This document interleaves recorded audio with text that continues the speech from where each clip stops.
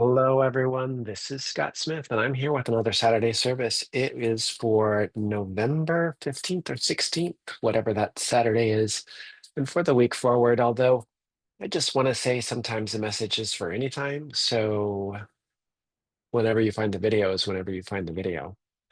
We're on the other side of events in US politics and the world. And though this episode is not about that, the time and tides of our experiences frame the experience of our consciousness. What you are seeing is definitely influenced by your environment, not just the environment. This is a park by the place that I'm staying right now with beautiful trees, which were the inspiration for this video, um, uh, but also the events of the world around us. And I think this is something we need to consider when we're not only doing magic and energy work, however you want to name that, although those are different things, they both require energy, um, but also just in living.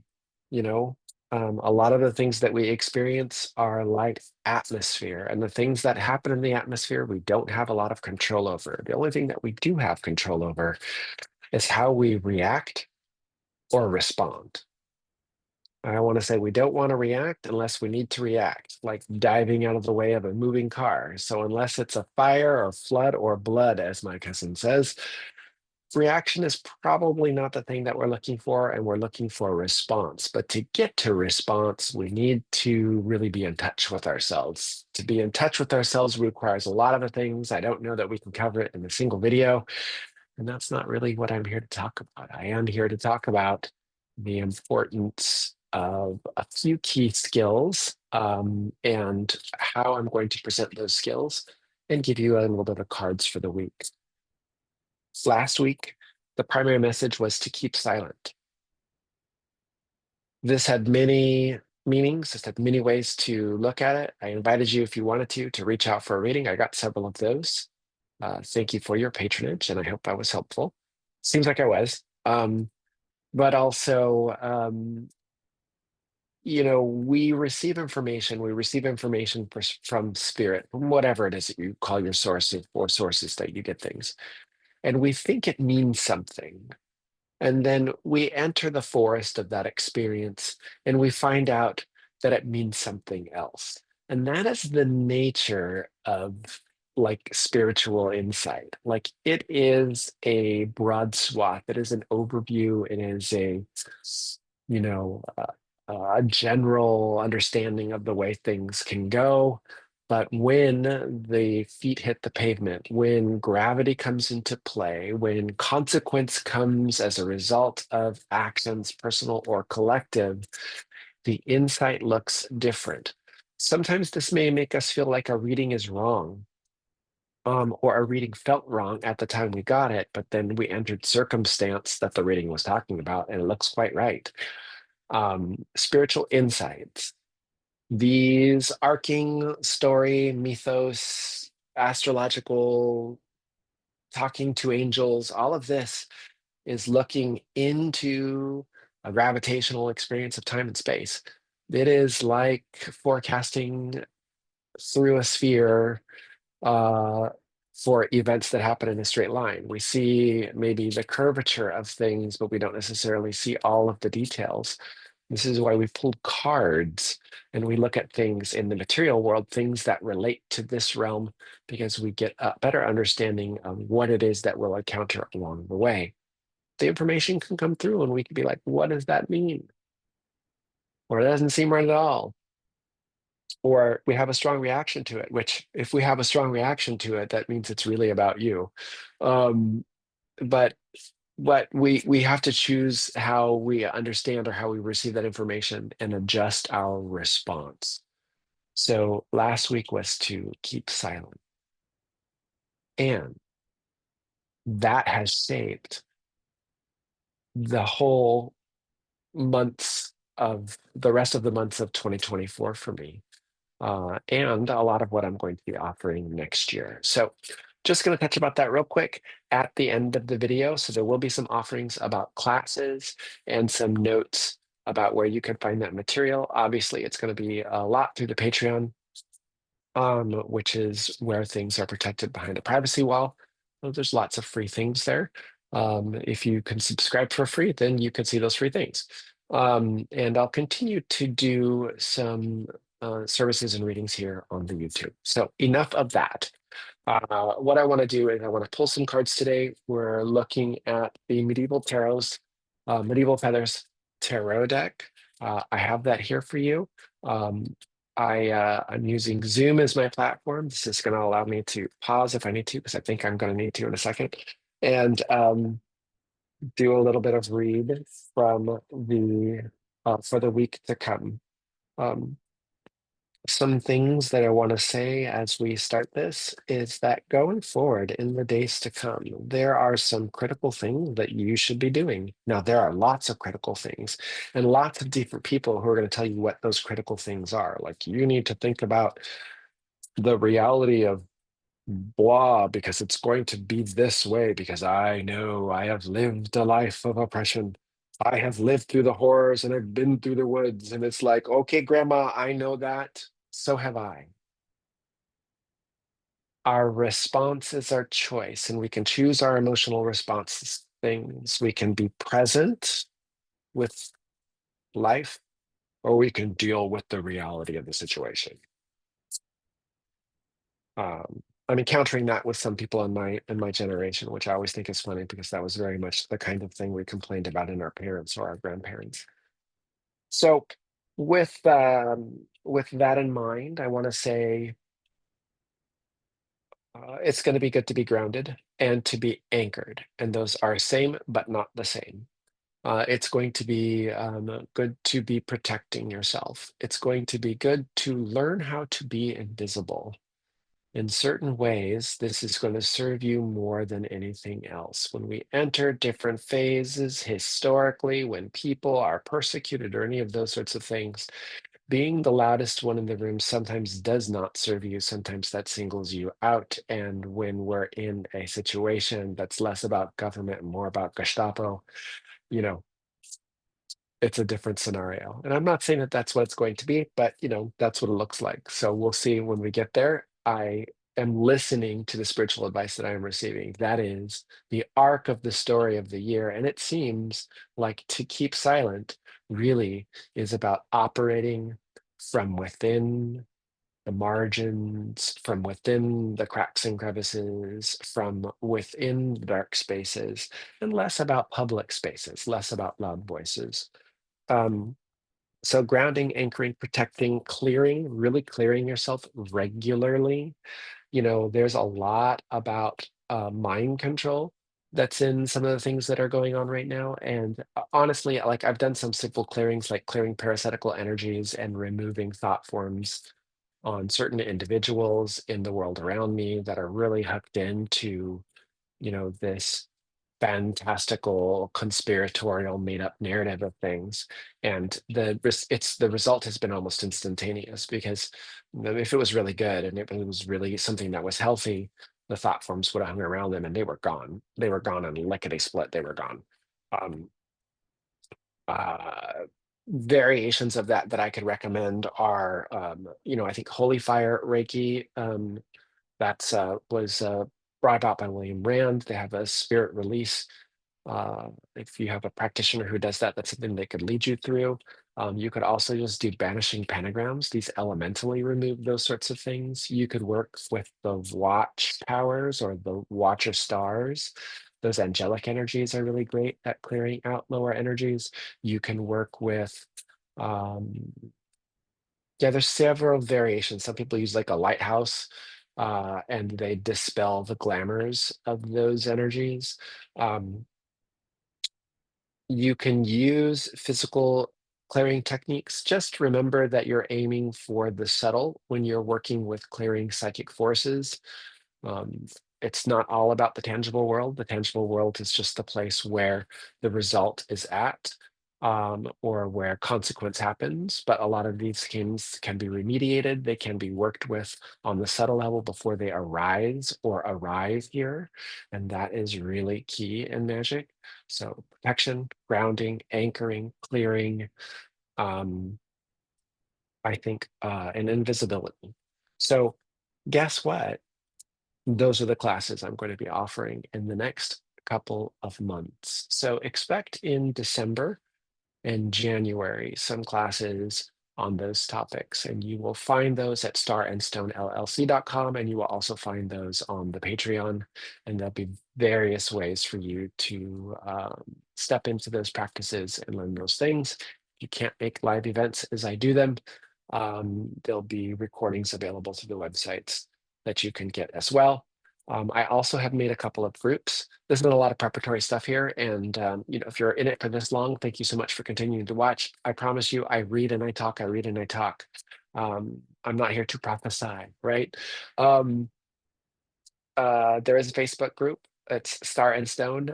It is through me, and it is a private group, but we're doing that as a safe space and an organizing space and a conversation space.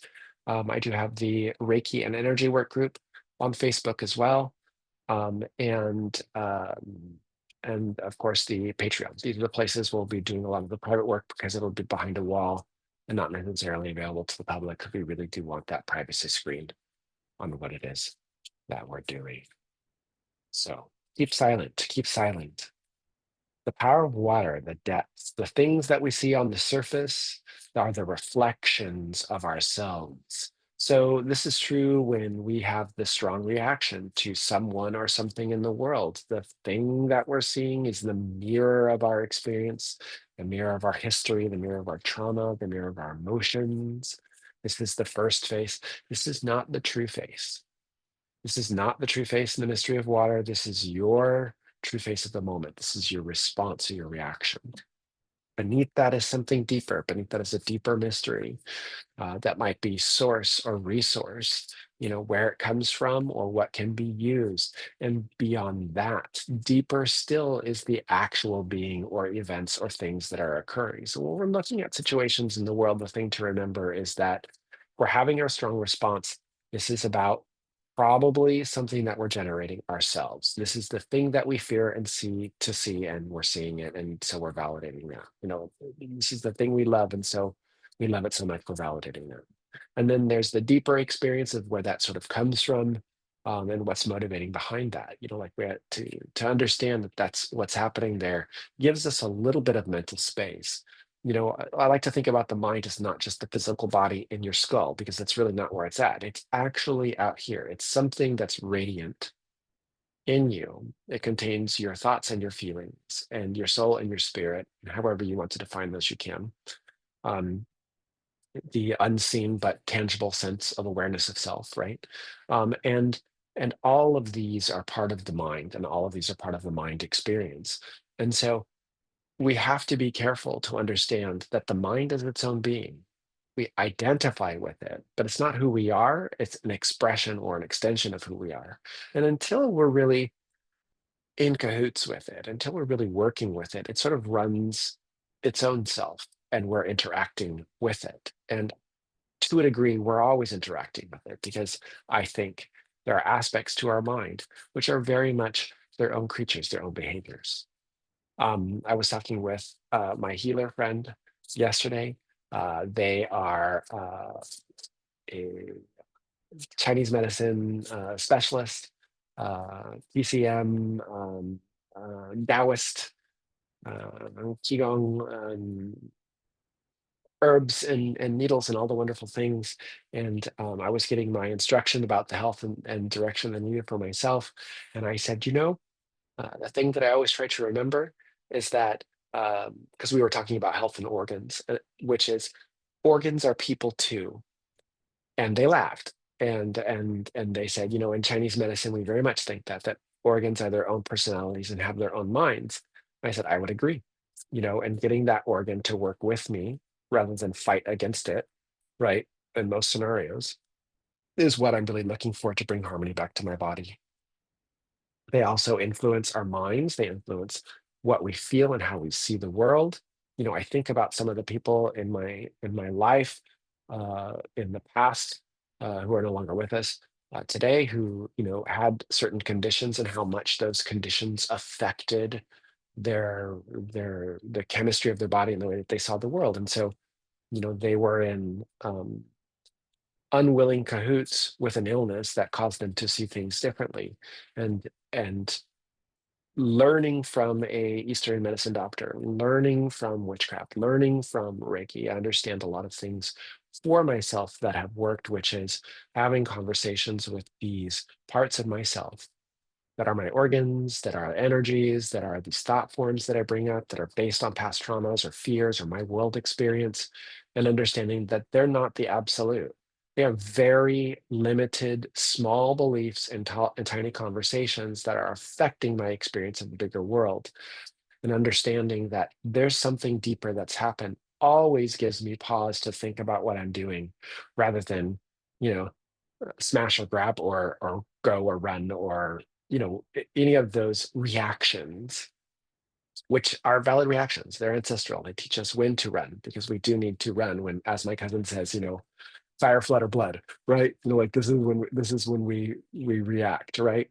We find a good response for them, but for the rest of the time, I think that at least for now, we have time to prepare, time to respond. So to keep silent from last week was also to have conversation. It's also to go deeper. It's also not just go down the same tracks again. Oh, this is happening again in the world. I'm not surprised. Therefore, I'm going to be whatever your emotional content is, and I'm going to be whatever your reaction is to those responses. I would look at that. I would really look at that because when we're talking about water and to keep silent, we're talking about a whole sea of fish and lots of different currents and lots of different things to think about. But that retrograde got all kinds of things going on there. There's lots to consider when we're talking about water. So, what are the cards for this week? And I'm going to pull, as I like to do, and I got this from my training in the Temple of Witchcraft, which is to sort of look at things from 3 points of perspective on ourselves. So these are 3 reminders about points of view this week. Being mindful that we want to take the time to clear ourselves and protect ourselves and to be grounded and really anchor in where we're at and maybe consider what it means to be a secret operative, to be invisible, to fade into the night, but to be standing right next to someone and be unseen. What is it to be invisible? With all of those things in mind, what are our 3 points of advice for the week to come, and what does that mean? So here we go. 1, 2, 3, and this will be our lower self. The 3 of coins. We are looking at what can be built. We are looking at maybe magical processes. We are looking at things that might bear fruit for us in the future. And we are looking at the way that the coins are turning and spinning. We are asking ourselves, what is it that we can possibly do? But because this is our lower self, I'll bring that up to yeah, there we go. I have to do it this way. I'm going to find a solution for this eventually, where we're looking at that card there, that 3 of coins, because this is in the position that it is, which is our lower self. This is something that's less verbal and more feeling, more more subconscious, more emotive. This can be something that is um, hard to articulate. The feather in this particular card is um, an advisement that we have a competency in certain things, and to sort of, rather than feel around and not wonder what we need to do, but to lean into our skills. So our sense of things are out of control, or I don't know what to do, or I feel lost, or this is my grief, or whatever it is that we're feeling, we say, this is a tangible direction that we can take it. The 3 of coins says, okay, this is what we're going to do with this thing. This may be the kind of plan. This is the direction that we're going to do. And to sort of maybe expand upon that. Like if you could take the three of coins for yourself this week and be like, okay, I know I can take this moment to tap into a creative or a constructive direction for myself, and then have someone pull some cards for you around that. I'm not going to say pull your own cards unless you can be true neutral with yourself and not read what you expect to see, which is really hard to do. And we're always going to do that in a little bit, but some of us are doing it better than others. So maybe have someone else pull some cards for you for what that is, and be open to listening to what that is, because I would be suspect about the certainty of directions that you feel that you must do for yourself right now. There's lots about the world which is um, covert projections and action sort of swaying the way that we think about things. So just where can you creatively put your energy? What's the best function? What's the best way that you can go about doing that? Um, Try not to focus too much on the harshness. Try not to focus too much on the direness of the situation. We can be present with the moment as things are happening and not have to deal with the reality of the situation, right? Like I hope you're understanding my sarcasm when I say it that way. So what is really the guiding force in this? What's that kind of higher self, that creative mind, that great mind that might be collected into the connected into the collective for ourselves? What is that energy there for us? And that's really speaking to us from this level. Okay, we're pulling deep from the cards. Um, and uh, and that is the Ace of Wands, right? That's a bright red feather. It is clearly fire and light that's happening in this card. There's a little dragon wrapped around uh, the baton in the image. This has a lot to do about taking up the wand. This is about finding your light. This is about finding your drive and passion. This is a call to feel your fire, to feel your flame, to feel your passion.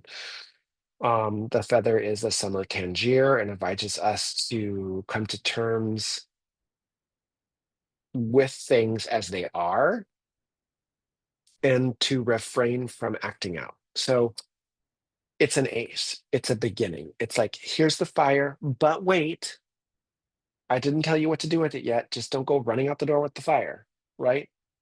Come back inside the room, sit down. Let me explain to you the type of fire this is. Let me explain to you how you could best proceed without burning yourself and burning everyone else in the process. Um, it's that kind of energy. When we get the ace, it's primal, right? It's bright. It's an energy that's coming through that says action, right? But it asks us with that three of coins and with respect to that three of coins to think about the vision of tomorrow and to question your direness of that situation. Otherwise, we're acting or reacting harshly or rashly, and this is not going to serve us in this situation. So what do we do as an individual to integrate these energies? So we're going to pull for the personality. And we're just going to draw from the top of the deck on that one. Old friend, we have death, right? I actually pulled it in reverse. So let's do it that way. We have death. It's the little death, right? It's the little death. I want to say like, ooh, go have a little death. But so this card in in its reverse position is sometimes we're resisting the the message. Sometimes we're resisting um the changes that happen, or we're experiencing an unexpected loss. And I think both of those are probably true to some degree or another. It's a major arcana card, so that means it's a large movement, it's a big energy, it's a big shift that the personality is experiencing. Um, it has got a vulture feather on the card. Um, And this really asks us to learn from the heaviness, to eat from the corpse, to pull from the carcass of what is and find usable material. It's not the message that people like, but it's death. Death is life, life is death. These things are interwoven to each other.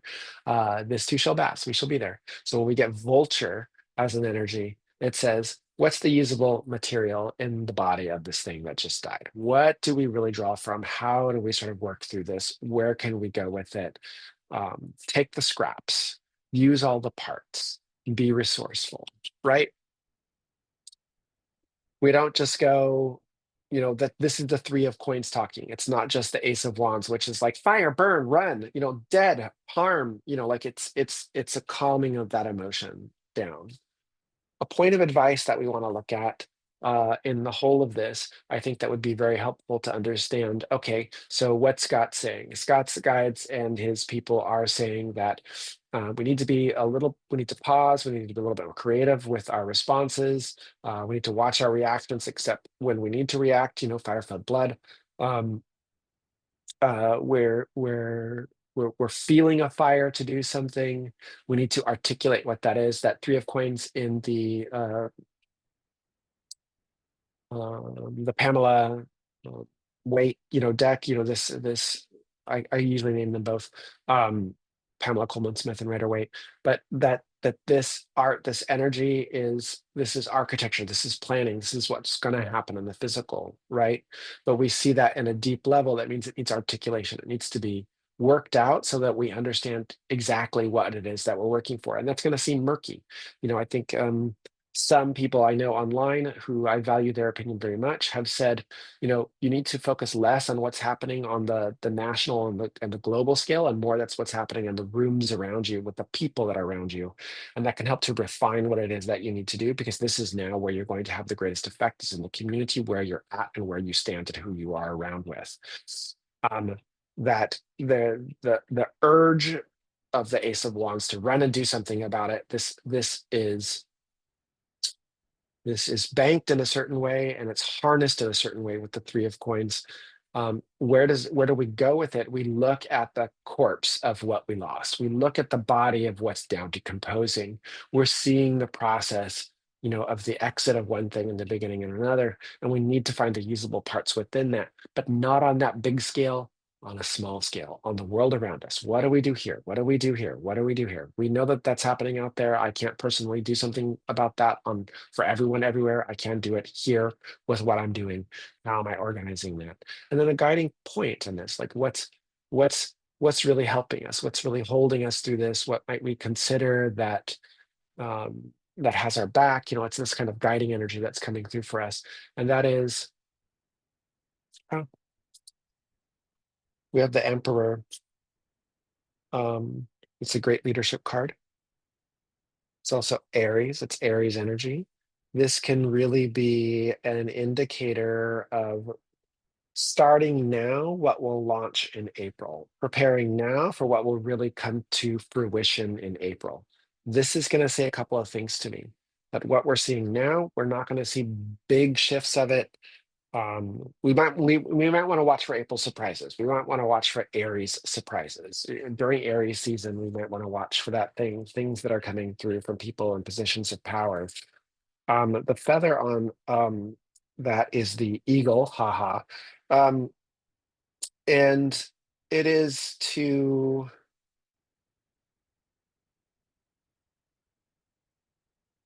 yeah, it still has that surprise energy. That surprise energy is saying, look for answers in places you'd least expect. So look for, you might almost like, in looking at this reading today, I almost say that you might almost want to look for answers in the place where you're just shutting the door and there is no answer and there's no voice to be heard there, right? You might want to look for answers in the place of the unexpected, like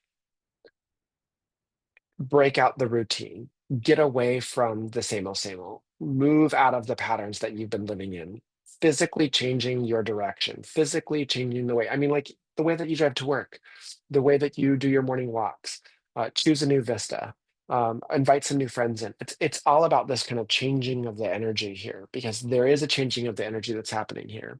To set the pattern for the things that we'd like to see in the world, we have to start to build a new pattern, right?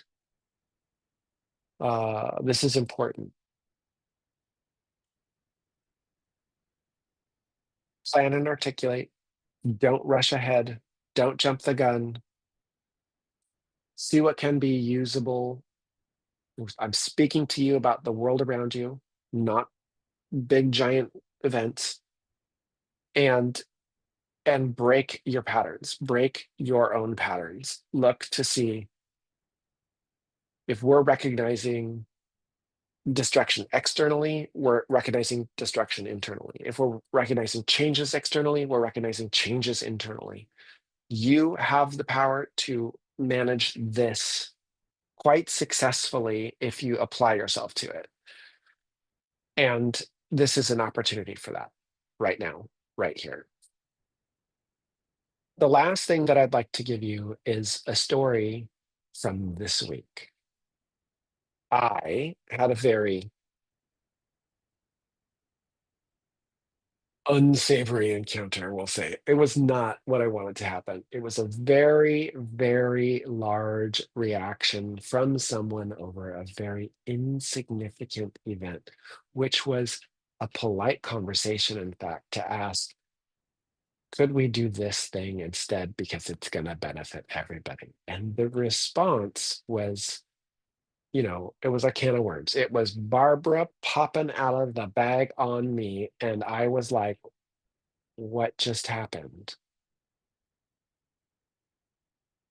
I feel like I keep saying that. I'm encountering people with large emotional responses to small things and asking, what is that really? What I'm understanding is they don't want to see what that is. They'd rather push it down the road by blaming it on someone else. I could have been, grab my card, this Ace of Wands. I could have been like, rah, okay, this is happening. I'm doing this thing. Like I did not.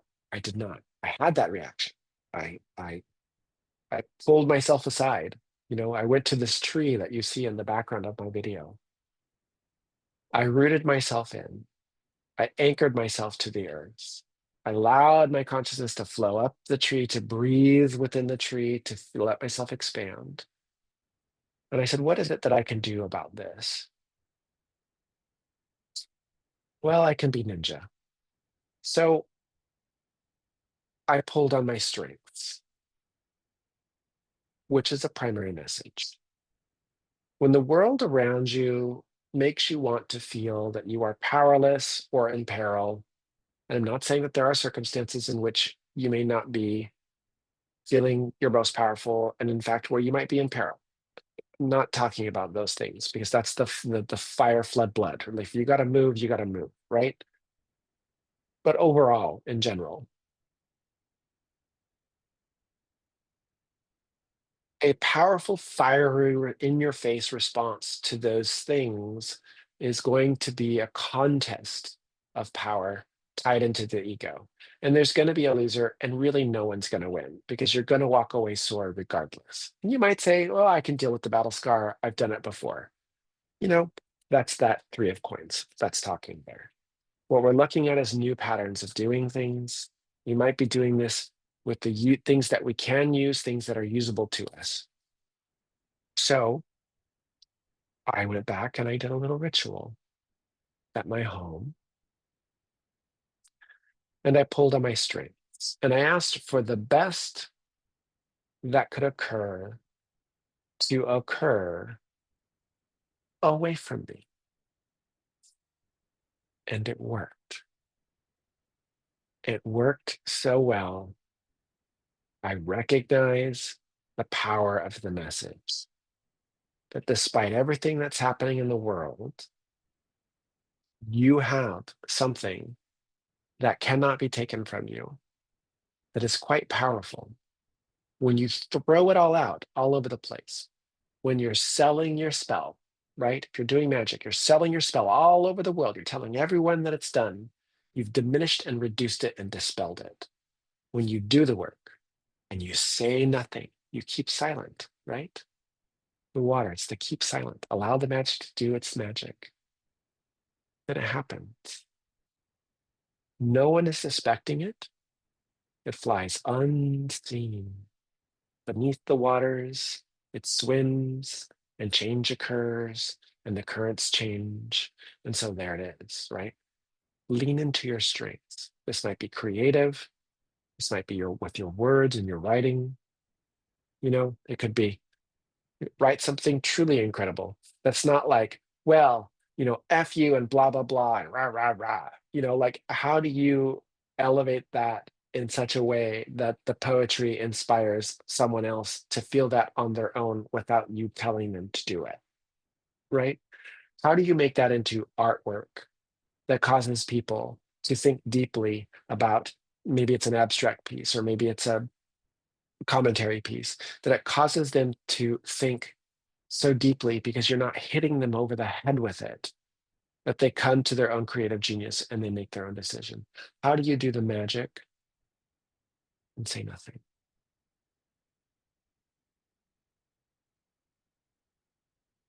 Cleanse, clear, ground, anchor, protect. Think of new patterns, watch your reactions, choose responses,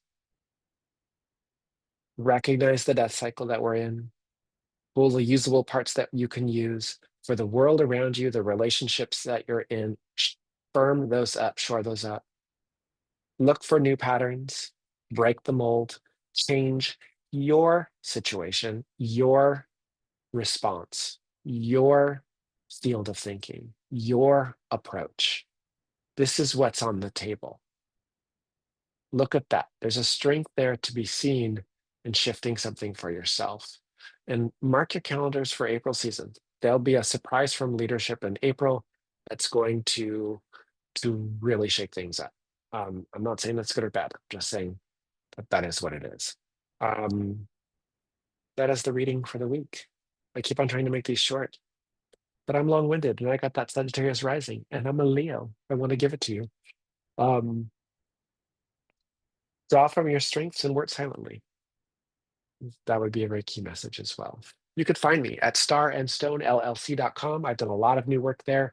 You'll see lots of new images coming out. Check for classes. I'm going to give you method magic. That is practical, useful ways to do these techniques that I'm talking about today in this reading, starting in December and probably through January and February. And then like probably every 3 months, I'm going to switch them up because we don't want to get too fixed in any particular pattern of things, and I want people to have useful skills that they could use them every day, and to be those silent operatives and start to do the magic and create the changes in the world around them. So blessed be, blessed be, blessed be. I'm going to stop this recording and let you go into your week. Goodbye.